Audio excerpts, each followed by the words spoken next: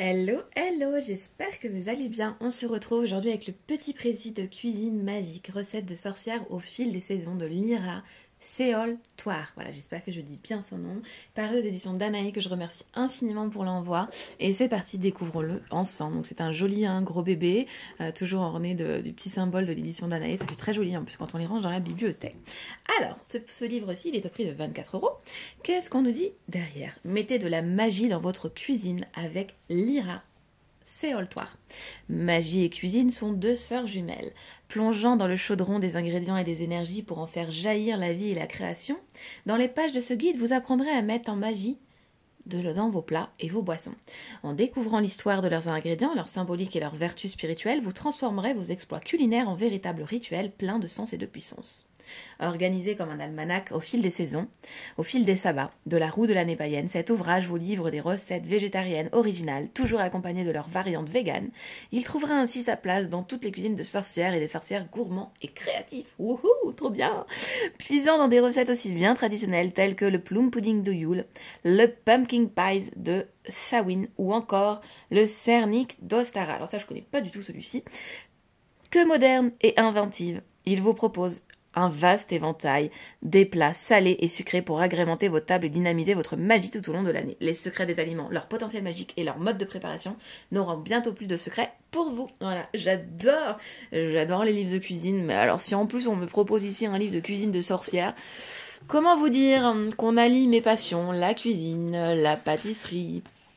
Moi, je suis très salée, je suis très sucrée. Je n'ai pas de préférence. Il fut un temps, j'étais plus sucrée et maintenant, je suis les deux, tant qu'à faire. Hein. Je vous mets le livre droit, non? Qu'est-ce que vous en pensez? Parce que moi, si je commence à me mettre de travers, ça va pas le faire. C'est parce qu'en fait, je me suis positionnée de travers. Donc, hop, on va faire comme ça et comme ça, je serai droite. Ça vous va? Parfait. Hop là, donc ici on a le sommaire, donc on commence le livre, on commence l'inauguration du livre par Il était une fois, une note sur les régimes véganes et végétariens, la kitchen witchery, les basiques, les sabbats, et ensuite sabbat par sabbat. Et on avance avec les recettes. Donc ici vous allez retrouver vos recettes très rapidement. Par exemple pour Belten, on vous propose en premier moment un sirop floral. Ensuite pour Imbolc, des crêpes évidemment. Pour Yule, tiens, on a le lait de poule, on a le pain d'épices, le biscuit de Noël, les truffes au chocolat, le chai latte, le cidre chaud, le bonhomme au pain d'épices et la galette des rois, évidemment. Allez, c'est parti, on le découvre un petit peu. Donc j'aime beaucoup le début, il y a une très belle introduction avec pas mal de lectures, donc ça c'est super chouette. Elle vous explique voilà comment est née la construction de ce livre, comment ça l'a inspiré, voilà.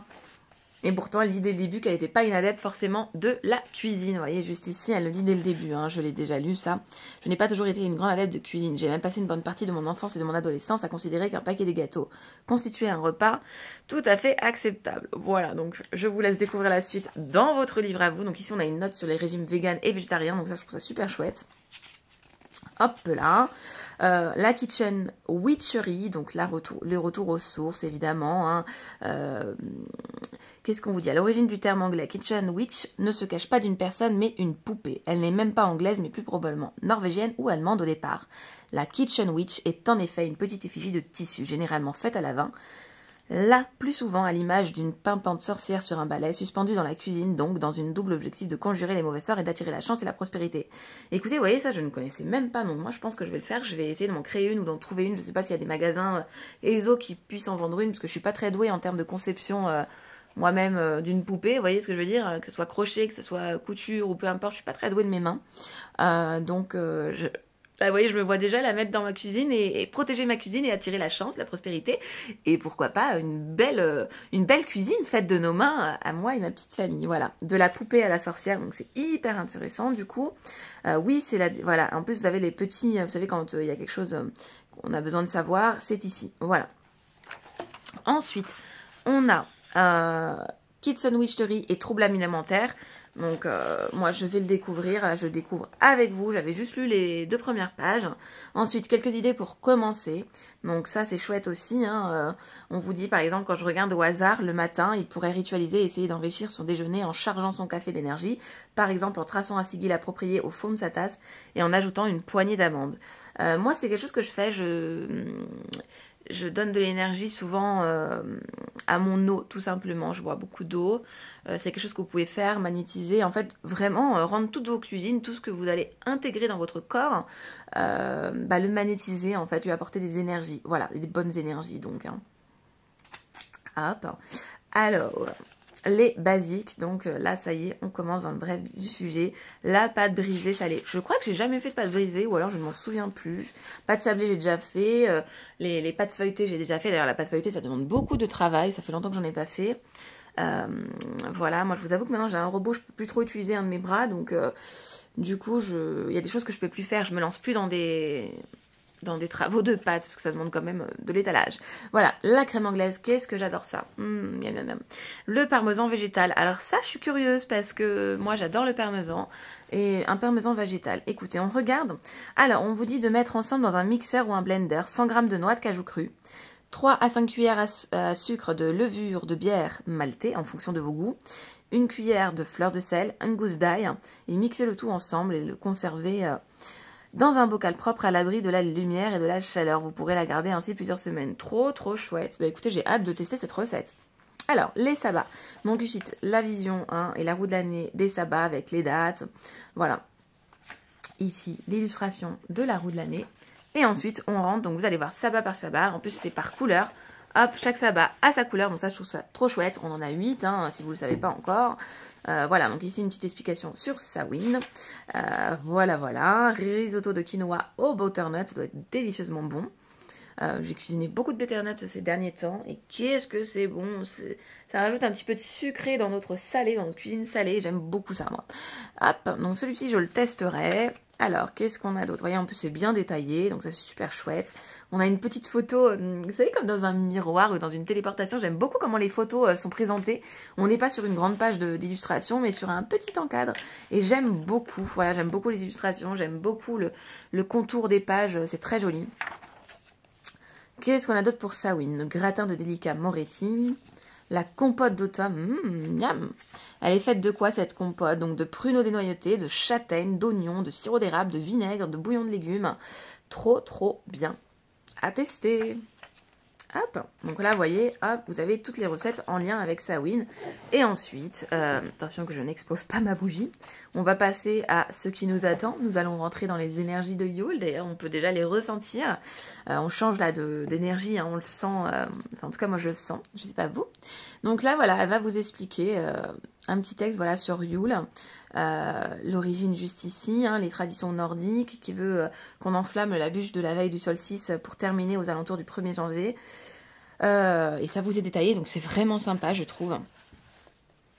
Hop, surtout que c'est un sabbat, moi je trouve très intéressant, que j'aime beaucoup le sabbat de Yule, je fais beaucoup. Alors, quelle recette avons-nous? Le biscuit de Noël, évidemment. Évidemment. Alors, hop, donc ici, votre recette de biscuit de Noël, ça je le ferai aussi cette année. Là, j'aime beaucoup cette recette de truffes au chocolat. Alors, je ne l'ai pas réalisée, mais j'aime beaucoup ce qui est dit. Hein. On le sait, en cette saison, on peut avoir une baisse de morale. On vous le dit jusqu'ici, enfin, l'autrice vous le dit. Hein. D'autres vont se réjouir de partager de bons moments avec leurs proches. Et d'autres vont avoir une baisse d'énergie par le froid, par cette saison sombre qui est là devant nous. Et en fait, le chocolat, il vient s'adapter à toutes les situations. Il est consolateur, on le sait, hein, il est réconfortant.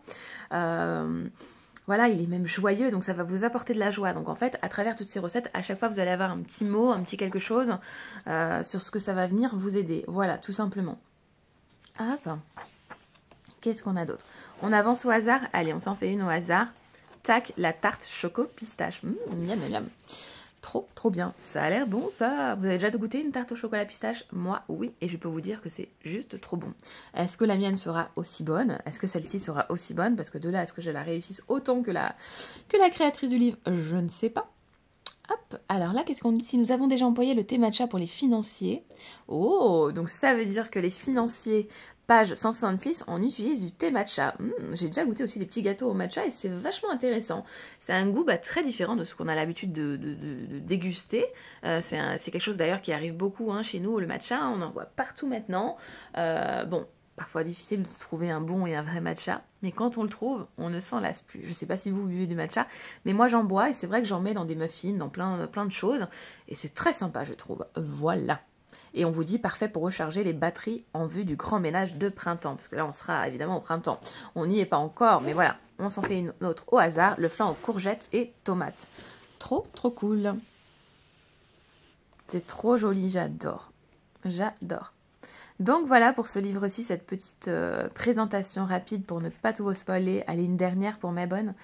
Hop là, le cake trompette et butternut. Peut-être trompette, les trompettes de la mort, donc les champignons, j'imagine. Et effectivement, les champignons. En plus, on en trouve beaucoup en forêt très facilement. Hein.